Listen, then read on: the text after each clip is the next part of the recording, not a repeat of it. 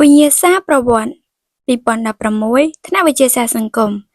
សំណួរទី1តើនរណាជាមេដឹកនាំខ្មែរក្រហមសូមរៀបរាប់ឲ្យបាន3នាក់5បន្ទុក2ហេតុអ្វីបានជាកម្ពុជារងការបំផ្លិចបំផ្លាញក្នុងរបបខ្មែរក្រហម15បន្ទុកចម្លើយ1មេដឹកនាំខ្មែរក្រហមរួមមានប៉ុល ពត នួន ជា អៀង សារី ចម្លើយទី2កម្ពុជារងការបំផ្លិចបំផ្លាញរបបខ្មែរក្រហមព្រោះប្រកាន់យករបបនយោបាយផ្ដាច់ការខ្មៅងងឹតមេដឹកនាំមានចរិតជាតិនិយមជ្រុលប្រល័យពូជសាសន៍បង្ខំប្រជាជនខ្មែរឲ្យធ្វើការជាទម្ងន់បង្អត់អាហារ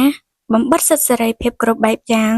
បំបត្តិជំនឿសាសនាប្រពៃណីទំនៀមទម្លាប់ការអប់រំធ្វើទារុណកម្មជម្លៀសប្រជាជនចេញពីទីក្រុងនិងទីប្រជុំជននានានិងមនោគមវិជ្ជាជ្រុលនិយម Follow me ដើម្បីទទួលបានវិញ្ញាសាបាក់ឌុបរួមជាមួយនឹងតិចនិចពីប្រឡងបាក់ឌុប